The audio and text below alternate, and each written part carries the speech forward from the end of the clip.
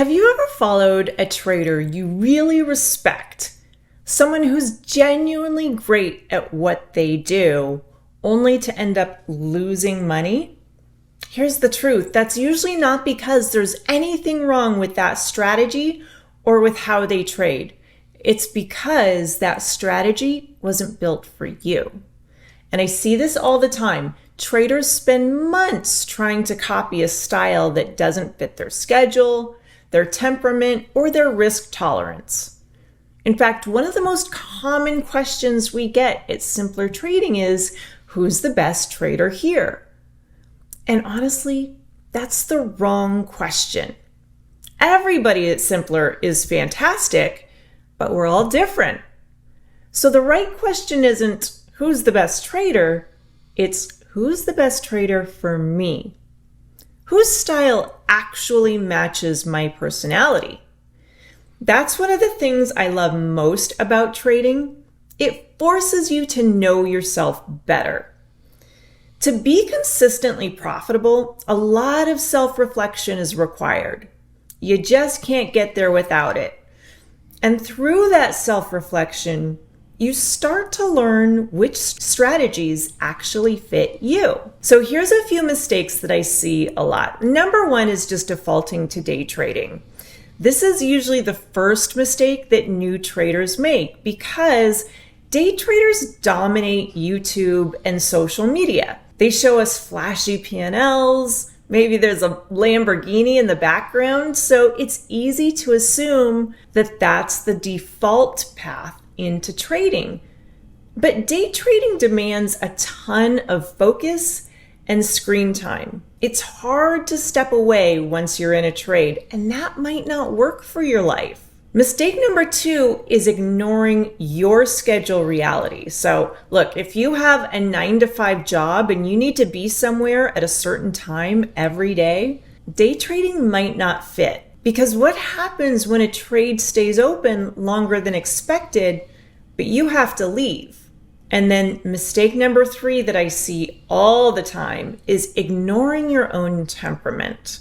So day trading requires a really intense mindset. For some people, the smallest price move causing a big swing in P&L creates too much anxiety to sit through. On the flip side, if you love making quick decisions, swing trading might feel too slow or even boring, and you could burn out from impatience. So if you're highly analytical, you may actually do better with short-term trades, day trades, or even very short swing trades. So here's what I want you to remember. The traders who thrive long-term, they don't necessarily have the best strategy. They have the best strategy for who they are. Let's get a little schedule reality check. We talked about schedule a little bit. Let's talk about it a little bit more.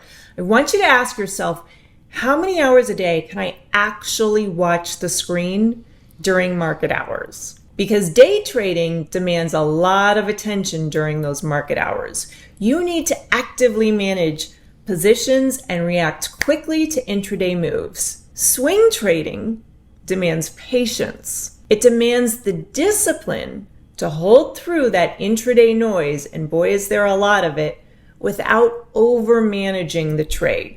So be honest about how much time you can devote to the charts, not just how many hours, but what times of day you're available. Also, be honest about your natural temperament. Are you patient? Are you a little more twitchy? For me, I'm somewhere in between. I like to day trade, but I also like to swing trade.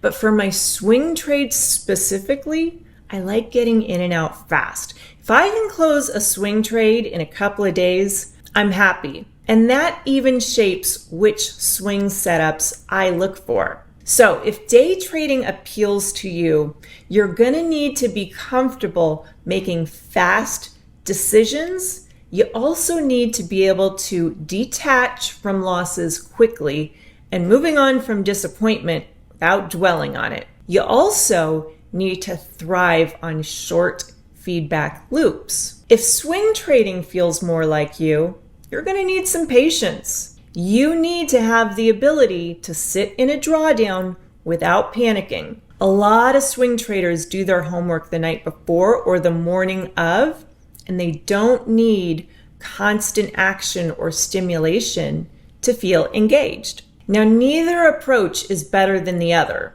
The real risk is mismatching the style with your personality. So looking back on my own trading career, the worst stretch that I really ever experienced was when I tried to force a style to fit that didn't match with who I am. There was nothing wrong with that style and nothing wrong with the trader that I was learning from. It just didn't fit my personality. I like a little more action than that approach allowed. That mismatch, unfortunately, showed up in my P&L in a negative way. Now let's talk about risk tolerance and account size. This is something that I do bring up a lot in a lot of different conversations. So we always want to size our positions safely, but even within that, everyone's risk tolerance is different. Day trading often can require a larger capital base and a tighter risk and smaller position sizes per trade to absorb the velocity of trades. Swing trading, on the other hand, it can work with smaller accounts and wider stops. But it requires the patience to let things compound over days and weeks, maybe even months. So whatever style you choose, you need written risk rules before you ever enter a trade. That's the single biggest thing separating traders who survive from traders who blow up their accounts. So now you may be asking yourself, can you blend these styles? Can you do both? Can you get the best of both worlds? So yeah, absolutely. It's totally possible and it happens all the time. I day trade and I swing trade, and so do a lot of us at Simpler Trading. But we're very aware of what our personalities will and will not tolerate. So one nice thing about combining styles is you can run two separate capital buckets with two separate setups. So if your swing trading maybe is going against you one day, your day trading can sometimes make up for it, and vice versa. Here's what I want you to avoid though. This is the trap that I want you to stay away from. Don't let your swing positions become bag holders when a day trade goes wrong. And don't chop up a swing trade just because of intraday noise. The rule that makes blending work is complete separation. Different accounts is often necessary. At the very least, just clearly labeled buckets, different watch lists, different rules.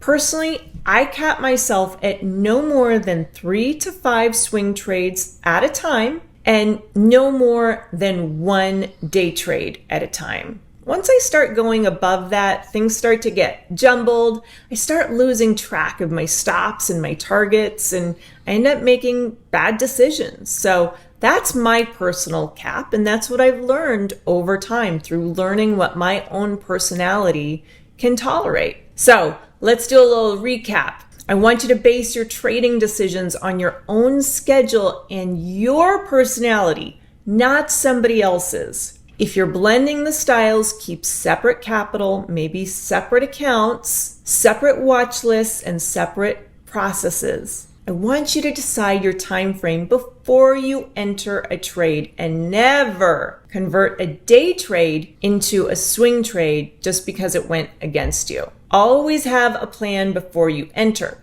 That means your setup, your entry rules, your exit rules, and exactly how much you're going to risk. This is just the foundation though.